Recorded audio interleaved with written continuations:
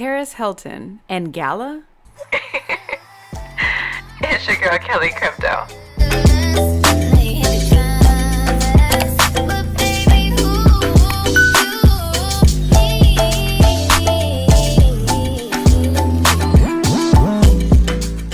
Hey, what's up everybody? It's your girl KelliCrypto and welcome back to another video. So this past Friday, Paris Hilton sat down with Sarah Buxton of Gala Games to do a Web3 women interview. It was very refreshing to see Paris do this interview for a couple of different reasons. For one, obviously a lot of us know that Paris is really big in the crypto space, but I didn't really know like how she got involved or how long she's been in the crypto world, just things like that. And obviously I'm pretty sure there's other interviews out there with her talking about this, but not too many that I came across. And ultimately because Paris Hilton and Gala Games have partnered, this interview had me tuned in. And second of all, I just love Paris Hilton. Like, how can you not like her? One of the very first questions that Bucks asked Paris is like, hey, so how did you get into the crypto space? And Paris basically said that she got into the crypto space back in 2016. She was in Berlin having dinner with the founders of Ethereum. I know I just said that so casually, right?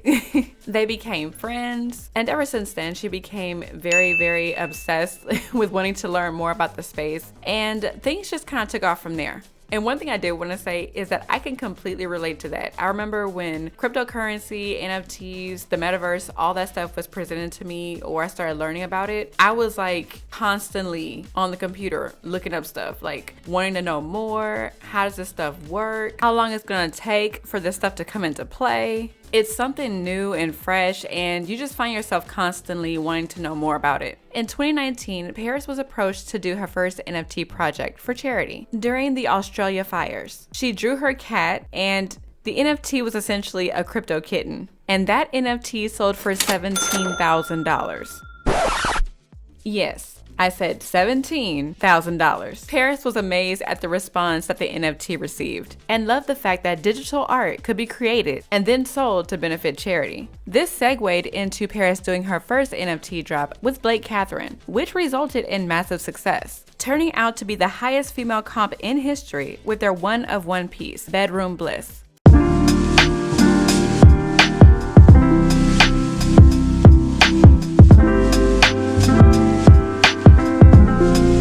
Also spoke about her most recent NFT drops. I'm going to show you really quickly the ones that she was speaking of. So going over to Paris's official website, nft.parishilton.com, if you just scroll down, she was mentioning these. These are the ones that she did with Super Plastic.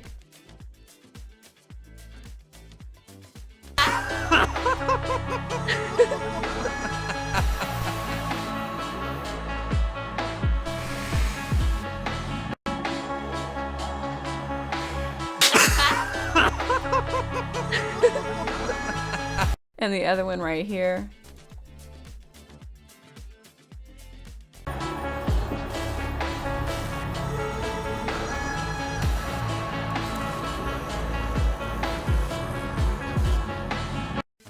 And the other one is right here. Nobody can tell your story better than you. The truth will set you free.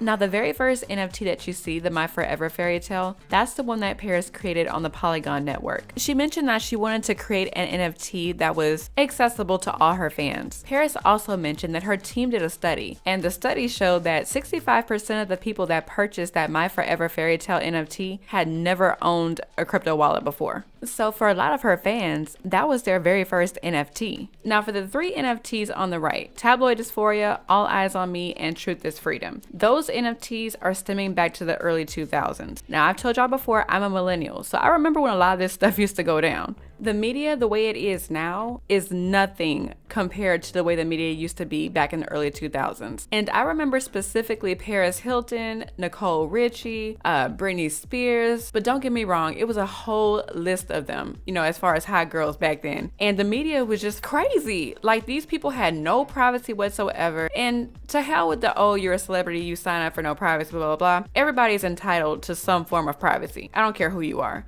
And yeah, the media back then was just out of line. And I remember specifically, like, they had the same group of people they were just constantly attacking, whether it be putting out these false stories that were just like ridiculous, you know, just taking media entirely too far, essentially to the point where it felt like these celebrities had no voices. You know, hey, and kudos to Paris, you know, for being able to put that together.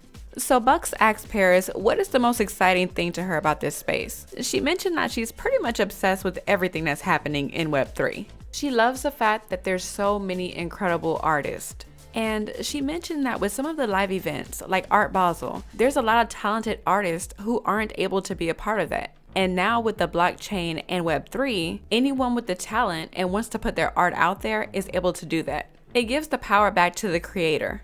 She loves the idea of secondary sales, allowing the artist to profit over time, even after the initial sale, something that really wasn't a thing before. And transparency, that was another thing at the top of her list. Collaboration across communities is another thing that she absolutely adores. The fact that everyone, or for the most part, everyone supports each other when it comes to undiscovered talent, emerging artists, and news formats. Paris mentioned that she loves supporting new artists. She spoke about her show, Empowered by Paris, which was her creating a show of all female artists and about uplifting and empowering them. She feels being able to share her platform with others to share their art is an incredible gift that she has. And with this space, she can do it on a bigger scale.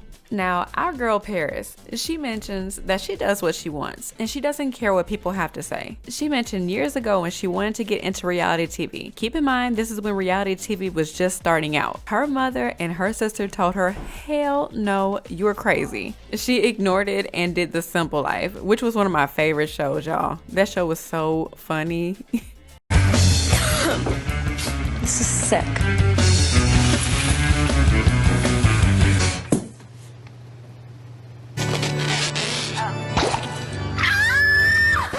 Oh my god. It went on my face! Now I want to binge watch The Simple Life.